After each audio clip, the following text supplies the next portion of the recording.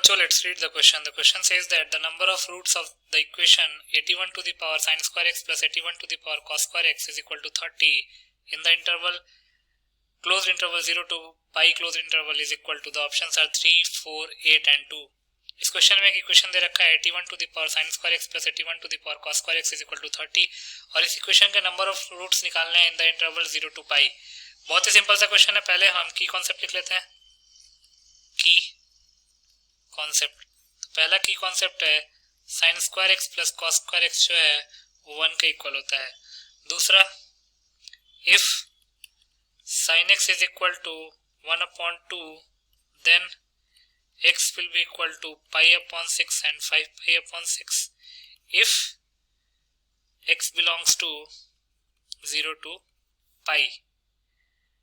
और similarly if sin x is equal to √3/2 then x is equal to pi/3 and 2pi/3 if x belongs to 0 to pi.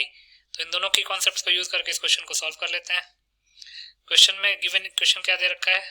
Given equation is 81 to the power sin square x plus 81 to the power cos square x is equal to 30.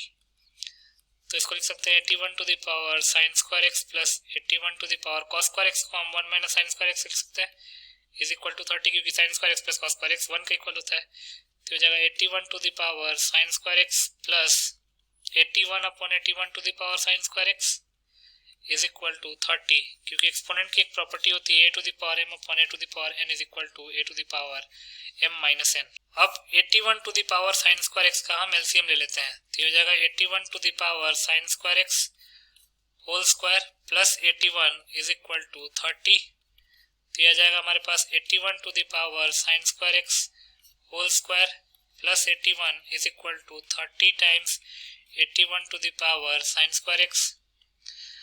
तो ये हो जाएगा 81 to the power sin square x whole square then minus 30 into 81 to the power sin square x then plus 81 is equal to 0. अब 81 to the power sin square x को हम t मान लेते हैं. तो ये हो जाएगा t square minus 30t plus 81 is equal to 0. Middle term को स्प्लिट करते हैं 27t minus 3t plus 81 is equal to 0. t common लेंगे तो जाएगा t माइनस 27 माइनस 3 कॉमन लेंगे तो जाएगा t minus 27 is equal to 0. दो फैक्टर्स आ गए t minus 3 into t minus 27 is equal to 0. तो t की दो वैल्यूज आएंगी 3 और 27. अब t हमने किसको माना हुआ था? 81 to the power sine square x को. तो 81 to the power sine square x 3 का इक्वल होगा और 81 to the power sine square x 27 का इक्वल होगा. तो ये हो जाएगा, इसको हम 3 टू द पावर 4 लिख सकते हैं whole to the power sine square x is equal to 3. तो ये हो जाएगा 3 to the power 4 sine square x is equal to 3 to the power 1. Base से मैं तो एक्सपोनेंट को कंपेयर किया जा सकता है. तो 4 साइन स्क्वायर x की वैल्यू 1 के इक्वल आ गई. तो साइन स्क्वायर x की वैल्यू 1/4 तो साइन x की वैल्यू क्या हो जाएगी 1/2 के इक्वल. अब आप सोचेंगे कि यहाँ पे -1/2 भी तो आना चाहिए था, प्लस -1/2 आना चाहिए था. अब sin x -1/2 इसलिए नहीं होगा क्योंकि x जो है वो 0 से पाई में वेरी कर रहा है और अगर x 0 से पाई में वेरी कर रहा है तो sin x तो हमेशा पॉजिटिव होगा. और अगर sin x 1/2 के इक्वल है तो x की वैल्यू क्या हो जाएगी pi/6 एंड 5pi/6 क्योंकि 0 से पाई में इन दो जगहों पे sin x जो है वो pi/2 के इक्वल होगा, नॉट pi/2 1/2 के इक्वल होगा. सिमिलरली इसको भी सॉल्व कर लेते हैं. तो इसको लिख लेते हैं 3 to the power 4 sine square x is equal to 27 को हम 3 टू द पावर 4 लिख सकते हैं. तो not 3 to the power 4, 3 to the power 3 इसको करेक्ट करेंगे.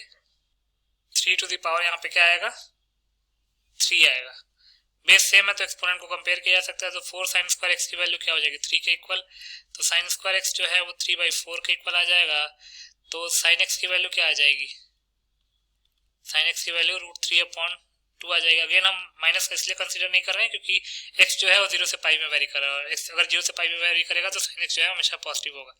और अगर sin x √3/2 के इक्वल है तो x की वैल्यू pi/3 एंड 2pi/3 आएगी क्योंकि x जो है वो 0 से पाई में वेरी कर रहा है. टोटल नंबर ऑफ सॉल्यूशंस कितने आ गए? 4 आ गए. तो लिख सकते हैं therefore total number of solutions is equal to 4। अब क्वेश्चन में देख लेते हैं क्या पूछा गया था। क्वेश्चन में नंबर ऑफ रूट्स पूछे गए थे, मतलब टोटल नंबर ऑफ सॉल्यूशंस। तो 4 रूट्स हैं, यहाँ पे लिख सकते हैं therefore total number of roots is equal to 4। तो बी ऑप्शन जो है हमारा करेक्ट ऑप्शन हो जाएगा। Therefore B is the correct option. तो बी ऑप्शन को टिक कर लेते हैं। So B option will be the final answer. I hope you understood it well. Best of luck.